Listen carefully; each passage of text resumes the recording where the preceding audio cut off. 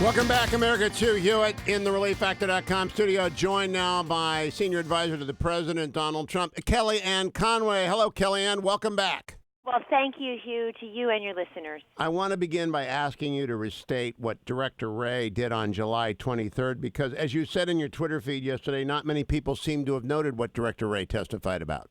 Sure, it received scant attention at the time, but it was so important then and now and into the future. On July 23rd, Director Wray testified in front of the Senate Judiciary Committee that under this president's leadership, the FBI has been increasing the number of arrests of domestic terrorists, including white supremacists. Now, hate comes in all forms, anti-Semitism, Antifa, white supremacy, and the like. But Director Wray made very clear that close to, if not a majority, of the domestic terrorism cases are white supremacists.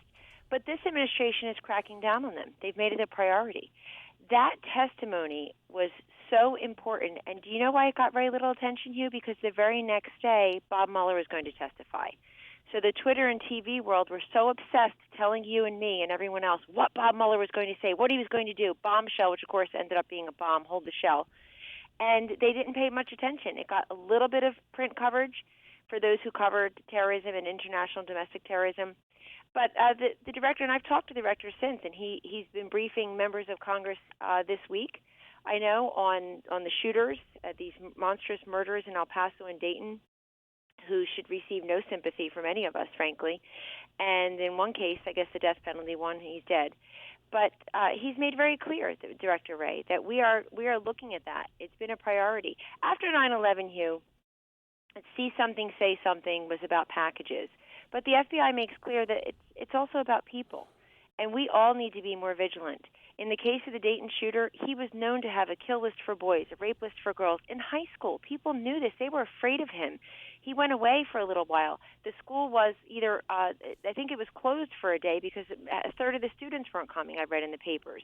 And so if you know somebody is a threat, that piece of information would never have made it into his background checks to procure legally those firearms probably because of HIPAA and something called FERPA, which means that the local law enforcement cannot get those records from our local high schools. Now, at 16, 17, anybody could be prosecuted as an adult for certain adult crimes. As you know, it's done routinely.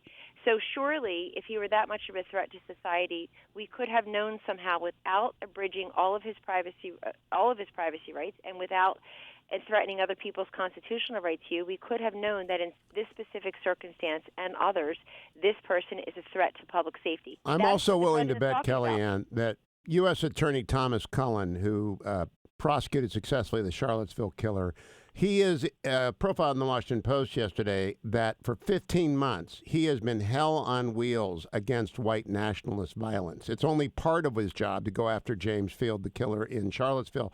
He have set their sights on a white supremacist group called Rise Above Movement. He's doing this across the state.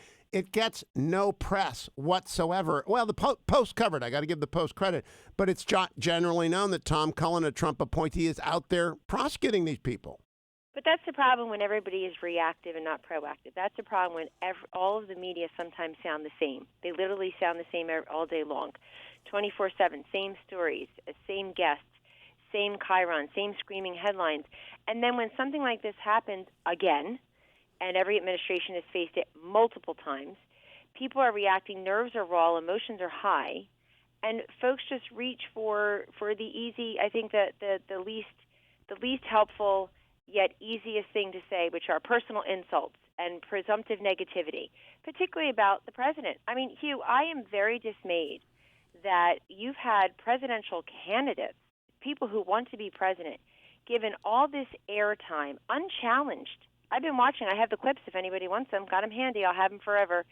And they are just going unchallenged on these diatribes, these soliloquies, these monologues, filled with, their own brand of venom. Let me contrast that with, I did this with Susan Collins yesterday. In 1968, on the night that Robert Kennedy spoke after Martin Luther King was assassinated, this was Robert Kennedy, who was running for president at the time's response.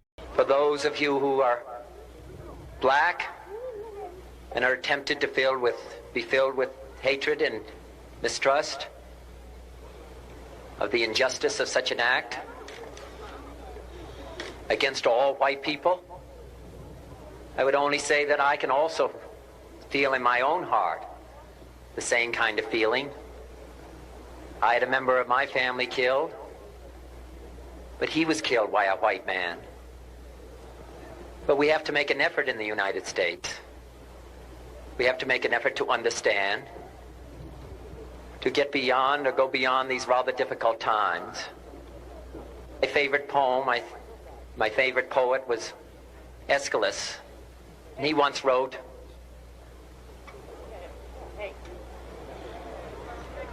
"Even in our sleep, pain which cannot forget falls drop by drop upon the heart, until in our own despair, against our will, comes wisdom through the awful grace of God."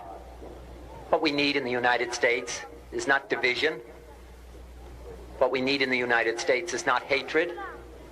What we need in the United States is not violence and lawlessness, but is love and wisdom and compassion toward one another, feeling of justice toward those who still suffer within our country, whether they be white or whether they be black. Now, Kellyanne Conway, did any candidate for president reach for that level of healing in their rhetoric this week? No, of course not. They weren't even addressing a nation. They were talking about Donald Trump. That's what they do every day. This time, it just was more angry and more, I think, more hateful in many instances. And this is a president who's trying to heal and unify the country. They all said over the weekend he's not capable of that. He came out Monday morning and did exactly that.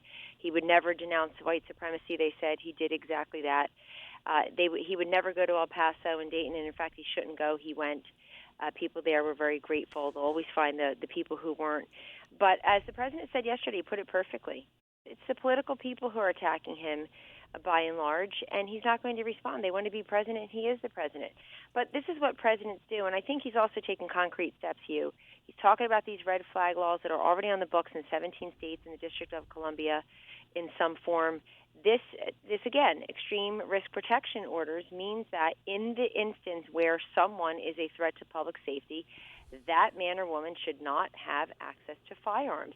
This seems like simple common sense to lots of folks. Doug Ducey has got one on the books, or waiting to get on the books in Arizona, stop orders, severe threat orders of protection. But Kellyanne, I got to go to the media. This morning from Oakland, a detective called me, and he's mad at me because I bring media journalists from the mainstream media on.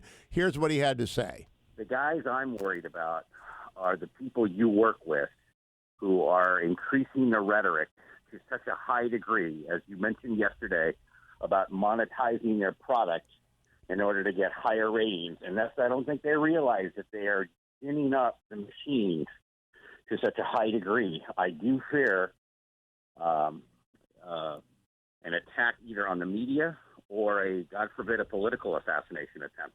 Now, the guys I work with, do you real. mean, officer, the media generally, or the media on the left, the media on the right? Are you mad at all of us? Oh, you guys are all reprehensible, and I have a particular bone to go ahead and pick with, because I think you go ahead and you hang out with these guys. Okay, so, officer, you're talking about my friends in mainstream media, right? You're talking about Chuck Todd and Stephanie Rule. Who I will not listen to okay, at 5 o'clock. But I just wanted to define to everyone listening, you're not worried about Mike Gallagher and Seb Gorka. You're worried about Jake Sherman, and later in the show, I've got Michael Shear, the New York Times on. You don't want me, and so you will turn off Chuck Todd, right? Is that what I hear you saying? Absolutely. So my question to you is, and Stephanie Rule, I hear you. How Josh, by the way, is completely neutral. He's actually a very good reporter. I understand how you might think the other ones, because of MSNBC, go to the left.